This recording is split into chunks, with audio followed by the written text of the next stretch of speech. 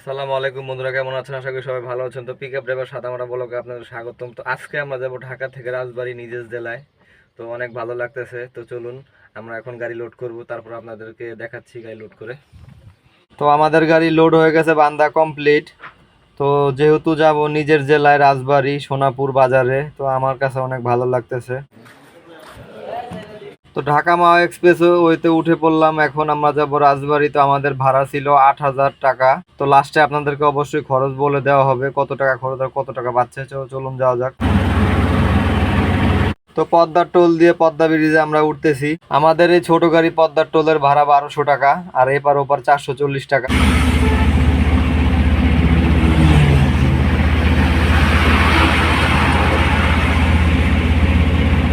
তো বন্ধুরা, আপনারা দেখতেই পারছেন আমরা কিন্তু ভাঙা চলে আসছি। তো ভাঙা আসলে আমার কাছে অনেক ভালো লাগে, মনে হয় বিদেশের কোনো একটা রাস্তা। তো আমরা ব্রিজের উপর থেকে বামে চলে যাব।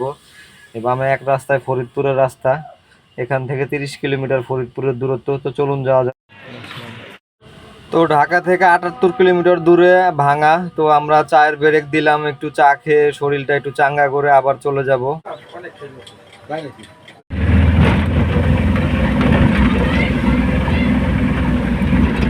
তো ভাঙা থেকে আসার সময় দেখলাম ফরিদপুরের রাস্তার কাজ চলতেছে, আগের থেকে অনেকটা ভালো, কিন্তু অতটা ভালো না, আস্তে আস্তে যেতে হচ্ছে। তো চলুন যাওয়া যাক।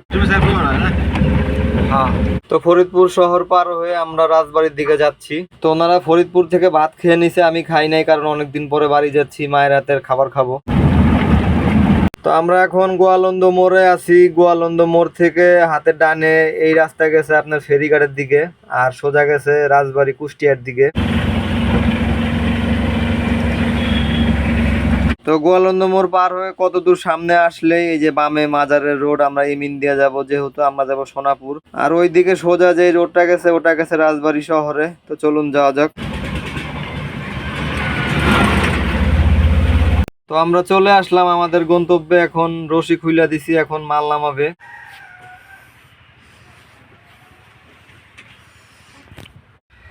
অবশেষে আমাদের মাল নামানো শেষ। তো আমরা মাল নিয়ে আসলাম সোনাপুর বাজার থেকে, একটু ভিতরে রাজবাড়ী জেলা।